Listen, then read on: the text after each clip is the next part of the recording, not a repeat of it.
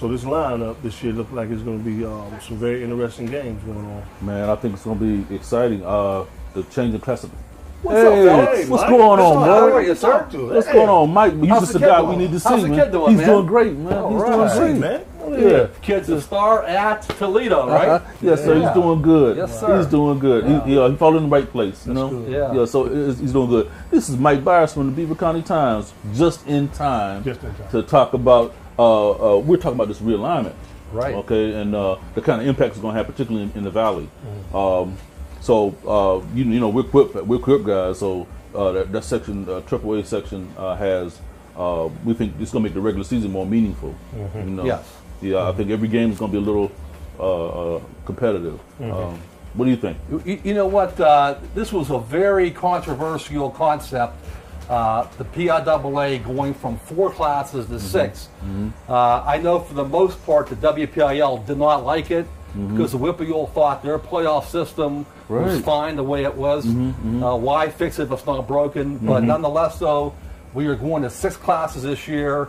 A lot of changes locally, and I have mixed emotions about it because there's a lot of good about it. A lot of bad about it. And that's exactly what we were feeling though. Like just for example, okay, here's something that's bad about it, okay? Blackhawk and Ambridge, for example, are moving out of that conference that had Central Valley and Hopewell. They're now playing in a conference with Highlands, Knock, Mars, Montour, Newcastle, South Fayette. There's no rivalries there. Right. You know what I mean? You know, it doesn't make any sense. You know what I mean? Right. However, in Section 3, a AAA section, it's a great conference with Aliquippa, Beaver Falls, Central Valley, Elwood City, Hopewell, and Quaker Valley. Wow, that's all rivalries. That's all rivalries. You're a Quip guy. Yes, sir. And I'm a Hopewell guy. I'm dying to see Hopewell and the Quips play again, and they'll play this year. Yeah, You're a Beaver Falls guy, right? Aliquippa, man. I'm sorry, Shon. And I was going to put you on the spot anyway and ask you, you know, because I think Aliquippa is favored this year over Beaver Falls. What do you think, Mike? Beaver Falls has a great team this year. Yeah. They had a great team last year. That's right. But I will not bet against the Quips until someone beats them. That's a good man right You know there. what I mean? Until Thank you, I, Mike. you know, they're good. the top of the pile right now. Right. Until someone knocks them off, I'm not betting against the Quips. Right. And you know what? The Quips had a great year last year. A lot of good talent back this year. Plus, they got those 2 guys from Manfred who came over. Tariq Jones, a fullback linebacker, a terrific football player. He's going to be. He might be.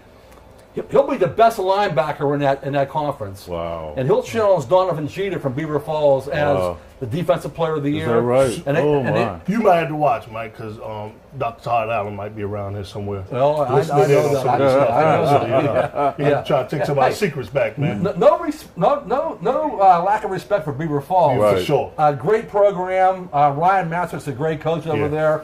You have Donovan Jeter, a lot of guys back. But again, the Quips are there every year. Until someone can beat them, I'm not going to bet against the Quips. Wow. I'm sorry, you know. Well, how do you think this though will impact them, say, in the playoffs, particularly once you get past the WPIAL? Yes. That's kind of one of the things that we're kind of a little concerned about, numbers wise. You know, are they going to be able to compete at that? At the state level. Well, that's a good question, but I will say this though: historically, the Quips have always met the challenge of playing up in class. Right.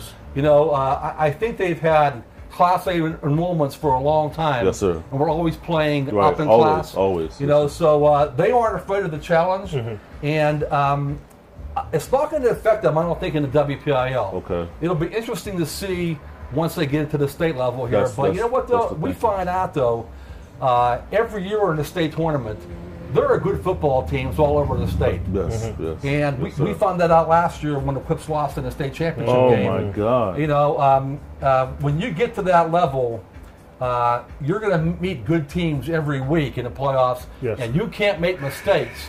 And the Quips made a bunch of mistakes in that championship game, and therefore they lost that game. But you know what? I think this year the Quips are going to be ready for bear in their conference.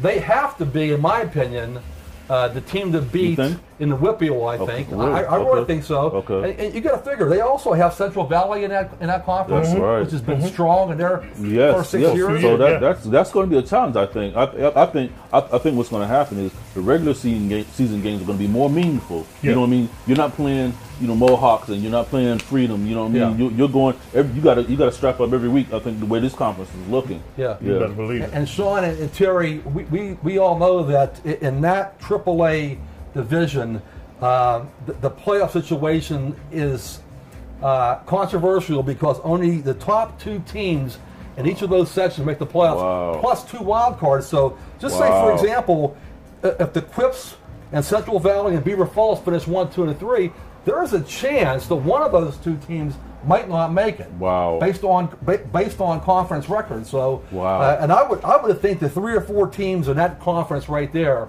are better than any other team in the other conference. So I agree. I think we could probably have 4 teams that would be better than a lot of the other teams. I looked at the other conferences, and it looks like, I see like McGuffey's and Southmoreland's and teams like that. I think the 4 best of our conference, will be as good or better than anybody else. In any of the you have to respect every team you face here, but I love that conference because we're going to see the Quips play Central Valley. We're going to see the Quips play Hopewell. I've been dying for those games for a long time. There's going to be another game everybody wants to see too. Just give us a little bit about the Aliquippa-Clairton matchup, just a little touch. Well, again, as I said earlier in the show, I always respected the Quips for playing up in class. Okay. Clairton never has. They've always been a Class A program. I'll be shocked if Clairton upsets the Quips. In fact, I'm going to go on the record right now saying Quips are going to win that football game. Now, the only thing is about Aliquippa is, they're a smaller school playing up. They're going to be playing teams with bigger linemen this year, also the WPIAL gave teams a chance to drop their second scrimmage in favor for a game. Only a few teams did it. One was the Quips, and they're opening their season with a great game at Newcastle. The folks at Newcastle were crazy about having the Quips come to their town. So the Quips have 10 games on the schedule. Clairton included as a non-conference game, but also so was Newcastle. Should be great. Aliquippa has never backed away from a challenge, that's for sure. Thanks again, Mike, for coming in and answering some questions for us. We appreciate you. My pleasure. It's always good talking football. Like I said earlier in the show, say hello to your son, Terry. I sure will. And that's it for this episode of Barbershop Talk. See new episodes every Thursday at timesonline.com/barbershop talk. You can check out the Beaver County Times Facebook page and leave a comment about this episode, or you can email us at barbershoptalk@timesonline.com. We'll see you next time in the barbershop.